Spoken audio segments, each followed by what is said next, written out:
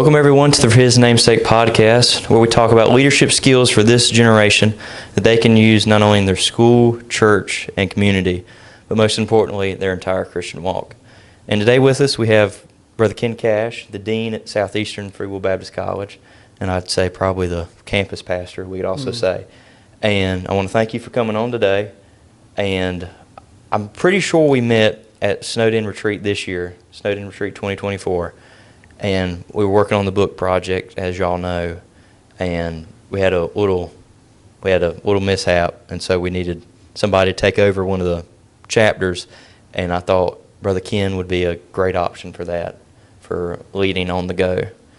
But I want to thank you for coming on, and just to give us a little about yourself, what is your testimony? Well, first of all, it's good to be with you, so thank you for the opportunity. So I'm from Northeast Indiana, is where I was raised. I was not raised in a Christian home. Came under the sound of the gospel where I was working at the time at a standard gas station. The owner of the gas station was a bivocation pastor, and he just began to introduce me to the gospel, and I was as lost could be. When I was 16, 3 of my dear friends passed away. And so as a 16-year-old unsaved guy who really had never really thought about anything from a spiritual aspect, I go to 3 funerals. I see 3 of my friends in caskets. And it just began a journey for me because it forced me to begin to ask questions I never asked before, as far as where are they, what happened to them, is there a heaven, is there a hell, is there a God? And so it started that journey. Where I was working, my boss was able to share Christ with me over and over and over. And in January, when I just turned 17 years of age, I remember being outside. It was really cold, but I was just contemplating. And my boss came up and asked me, he said, are you okay? And asked if I was ready. And I said, yes, sir. And we talked that evening, and he shared Christ with me again. And I prayed and asked Christ into my heart. So that was as a 17-year-old. And just growing in that journey and have people pouring into me through my life has got me to where I'm at now at the age of 62. Right. Prime keen age. Yes. Yes, sir. And that's amazing how that tragedy of your friends dying, really, God worked through that to bring you closer to Him. Really did. And, through all that, going through that and then getting saved and going to Bible college, answering the call to preach. Through all that, what are some of the leadership positions you've had over the years? Well, when I went to the college in Nashville, attended Indiana University for a semester and was going into education, just didn't fit in my new walk or new journey, if you will, in my relationship with Christ. Transferred to the Bible College in Nashville that second semester, and that sophomore year, God just really dealt with my heart about preaching, and to be honest, that was just all foreign to me. And so starting that journey, I started serving at a church in Nashville. It was Woodbine Free Will Baptist Church, and started working with youth at that point as a lay position in our church while I was attending college. And upon graduation, actually just prior to graduation, started part-time working with the youth. And then as soon as I graduated, went to a full-time position. So through the years, it has been youth pastoring. Look, anybody who starts in ministry, they know it's youth pastoring, janitorial, to buses, to Sunday school, and then it just kind of grew. We moved to Kinston, North Carolina in 91, started serving at Bethel Church as a youth pastor, and then from there to an administrative pastor, and then from there just kind of kept sensing the nudge of senior pastorate, and so we ended up moving to Washington, North Carolina, first senior pastorate. So through the years of those ministries, it would have been youth pastoring, administrative pastor, senior pastor, finished the senior pastor at Trinity in Greenville for 10 years. And then God just kept nudging our heart about missions And Jane and I had the privilege to serve in Bulgaria. We were with our international missions agency for 5 years, served in country just under 3, and so served as a missionary, and came home, and now serving as college dean. So, in other words, you had a little bit of all of it. Yes, sir. Yes, Yes, and sir. that's amazing how God's used you in all those places, and especially staying in the States for so long, and then Yes. taking that step of faith that going over to Bulgaria. Yeah. And I know God really used y'all there, and it was a blessing, probably so. That was an amazing opportunity for us. It was an emptying. We ended up selling our home, stepped aside from a church, gave away our stuff, and it was just the Lord used that. I was 57 at the time, and the Lord was just using that journey. I think Jane will tell you, my wife, that the Lord did as much for us in us as He was doing through us during those days, and it was just a really cool part of our journey. Right. And, through all that, I'm sure there's someone that you looked up to, or you could say showed those characteristics of leadership. Yeah. So what leader you looked up to? If you don't mind, I probably got 2 or 3. Okay, go ahead. When I was first saved and I went to the college, there was a guy, and by the way, 2 of these 3 are now with the Lord, okay? But the first guy that just began to pour into me, well, first of all, I've been my home pastor. And again, he was a bivocation pastor. His name's Bill Smith. He's now with the Lord. But man, when I first got saved, I mean, everything about this Christian faith was brand new to me. And I mean, I knew nothing. And he just lovingly brought me into his home. If he was preaching somewhere, he would come pick me up, and just kept investing in my life. When I moved to Nashville for the college, my advisor, a gentleman by the name of Jonathan Thigpen, just poured into me. Right. And I can't even begin to tell you the impact and the framing of ministry that God used Jonathan in my own life. Like I said, he is now with the Lord, contracted Lou Gehrig's disease, and just went home to be with the Lord, and just as a young guy. And just, but I'm grateful for him. We moved, my pastor in Nashville was a guy named Jim Walker. You may know Darren Walker, is Darren Walker's dad. And Brother Jim was, again, one of those guys who just poured into me, and I'm forever grateful for his influence and what he was willing to sacrifice and give to me. And then Archie Ratliff was my pastor at Bethel, and for 15 years. And Brother Archie, I learned so much, not only about ministry, not only about pastoring, but about balancing home. He was an amazing family man, and raised 3 girls. I ended up having 2 daughters. And just the things I learned about how to balance between being a pastor but making sure your home was solid, and the time invested not only in his wife but with his kids. And so those are guys through the years that just really invested in me. Right. And those people, and I think Jim Walker preached here at Temple not too long ago. Yeah. And makes me think of, especially with the whole ministry, leadership ministry, and I wish we would have had this topic sooner, but it comes down to the question that everybody's asking, what is leadership? And it's such a broad topic, and you could talk about it for years of what leadership actually is. And so I know y'all went on a leadership retreat right before school started, but what would you say leadership is about? For me, scripturally, if you really kind of sum up what I believe the teaching of Jesus to his disciples, because in essence, that was a 3.5-year leadership retreat, where he's just pouring into these guys and getting them prepared for what their life's journeys were going to be, and advancing the gospel to where now you and I are centuries later sitting down and talking about it. Right. And so that methodology and that philosophy of leadership worked, because here we are. And but for me, I was just reading the other day, I think it was in Mark 9, Jesus was walking with the disciples and they were heading to a city, and he's sharing with them some really big stuff. He's getting ready to tell them, hey guys, I'm getting ready to die, but I will rise again. And I mean, he's laying out what's coming. Mm-hmm. And the disciples were just clueless.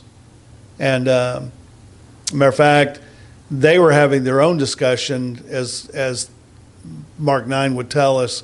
And when they got to the city where they were going, Jesus asked them, he said, hey, what were you guys talking about back there? Mm-hmm. And he already knew. Mm-hmm.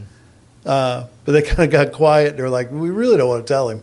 And but when Jesus was telling them and sharing with them this heavy teaching about what's coming, they were more interested in who was going to be greatest. Right. Okay? Was it going to be me? Was it going to be this one? And Jesus reminded them, and as he did several times, whoever's going to be greatest among you, let him be your servant. Right. And, we got a world that equates success, leadership, with how you lord over. Mm-hmm. And I heard saw a great illustration years ago. Somebody had taken a piece of paper and made a triangle. Mm-hmm. Okay? And they took that triangle and they held the pinnacle at the top. And they said, in our world, that's success, that's leadership. You rise to the pinnacle. And no matter how you get there, no matter how you got to step over people to get there, that's the world's model of leadership and success. Mm-hmm. And Jesus took the same triangle and he said, okay, let me tell you how to be successful. He said, get to the pinnacle, but he flipped the triangle and he put the pinnacle at the bottom. Mm-hmm. And he said, if you're going to be a good leader, if you're going to be a successful leader, you push everybody up. Right. And you make sure you're pouring into them, serving them, so that they are striving and achieving the greatest things they can accomplish because of your leadership pushing them up. Right. So to me, that's the model of leadership. Mm. And we talked about this past Sunday, about being more like Jesus. Yeah. And we talked about the feet washing passage in John 13 and about being a servant. Yes. Because that's what it comes down to at the end of the day, doing the stuff that you often don't want to do. Yeah. But you should be a servant. And being a servant, implies a lot of things.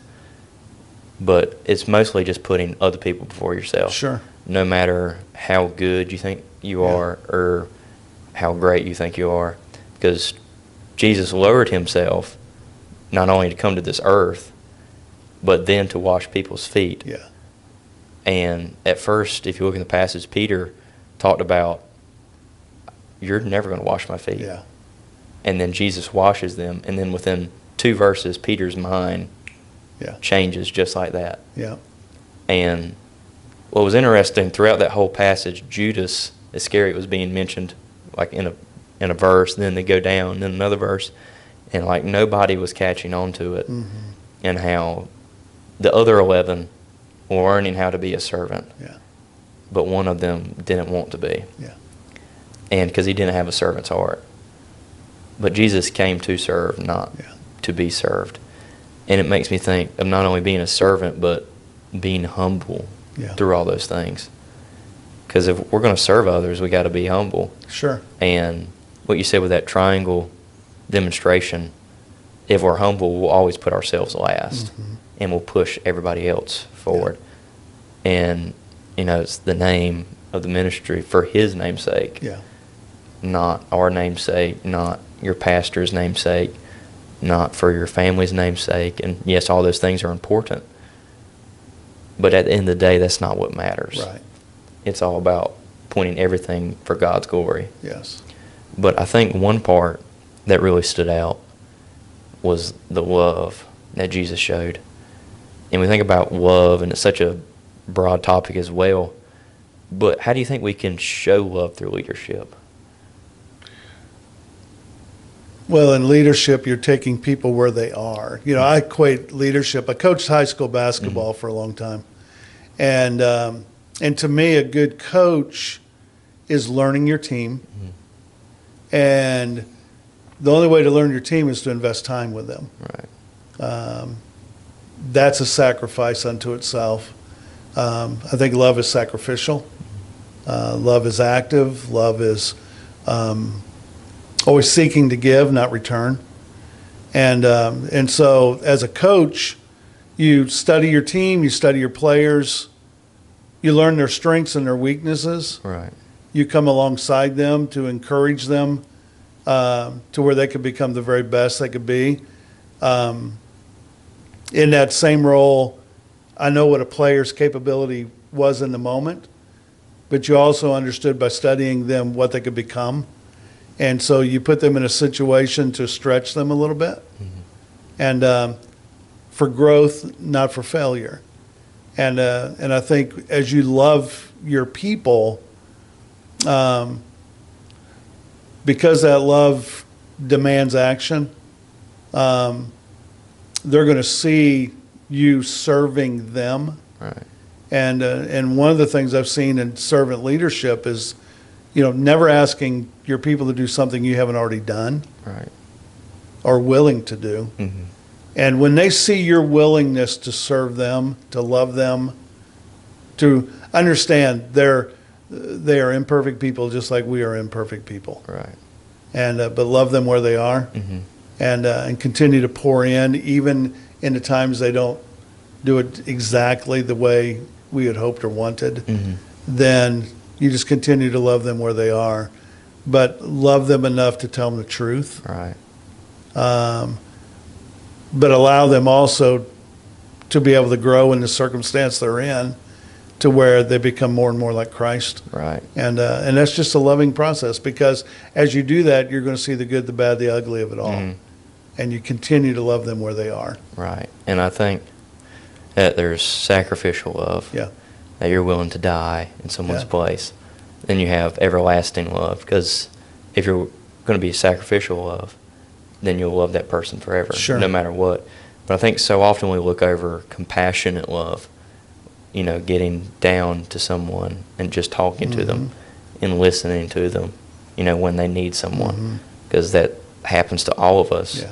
No matter how good we think we are, no matter how spiritual we think we are, Yeah. there's always that point in our lives where, I need someone to talk to. Exactly. And it just makes a parallel with our Father in heaven that's always there 24/7 listening. Yeah. Even though we can't physically see or touch him, Yeah. he's always there listening. And that love is just so amazing. When you look at the ministry of Christ, one of the things I tell folks to do occasionally, I say, when you do a study when Jesus would leave from point A to point B. And just take note in your reading, and when you're reading the Gospels. So he's leaving this city to come here, wherever that is. And then as you read that, take note, whom did Jesus touch along the way? Because in ministry, if we're not careful, we equate productivity with the stuff that we do. And the truth is, the ministry is always people. Right.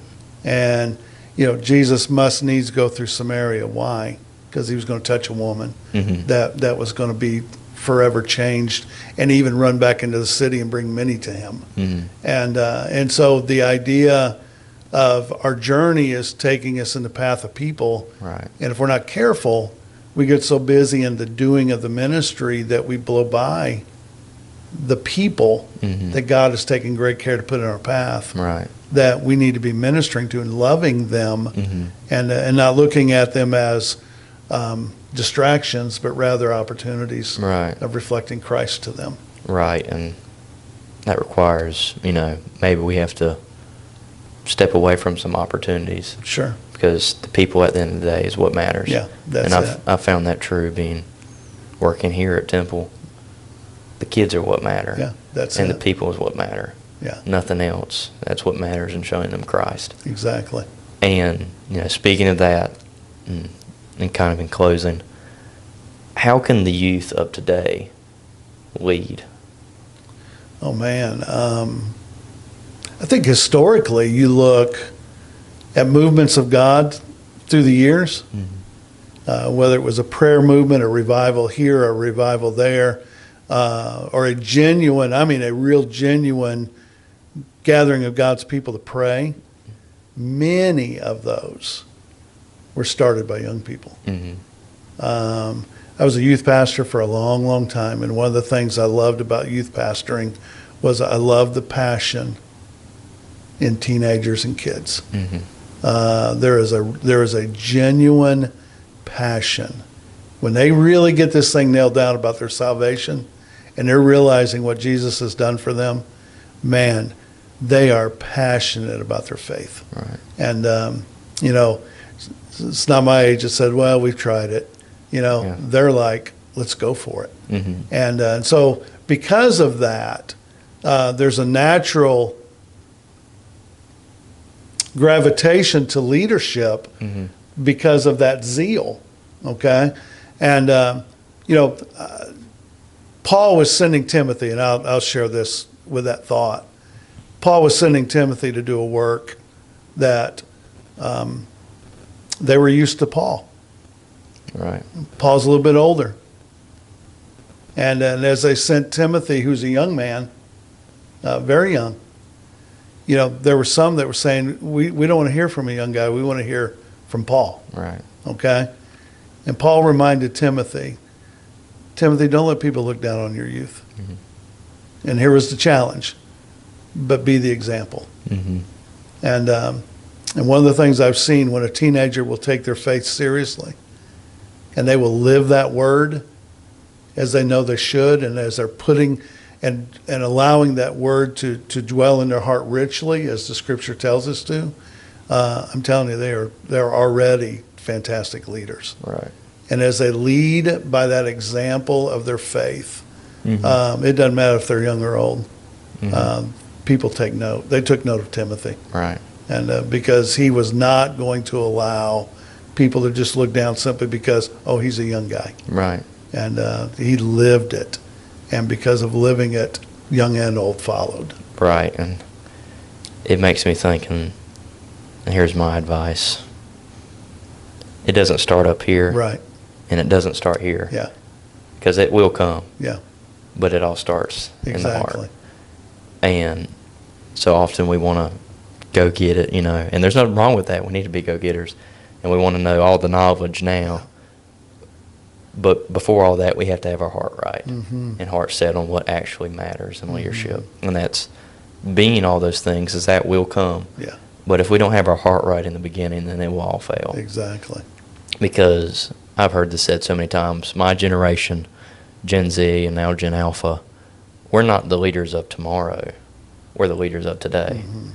And it makes me think, we're not the ones preaching or having a pastorate, not all of us, or, having that big opportunity. But as we said earlier, it's the people that counts. That's it. The people that you come in contact with every day.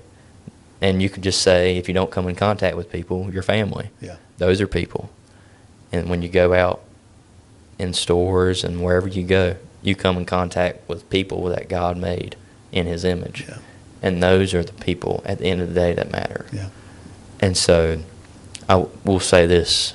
What is leadership? It's a lot of things, but at the end of the day, it's people. Mm-hmm. And reaching those people for Christ. Yeah. But I really want to thank you for coming on today, and hope I can have you back soon. But that really got me at the end. But it's about people. Yeah. And I really think that's what leadership's about. Yeah. Amen. Yes, And, sir. Thank you for the privilege. It's good to be with you. Yes, sir. Thank you.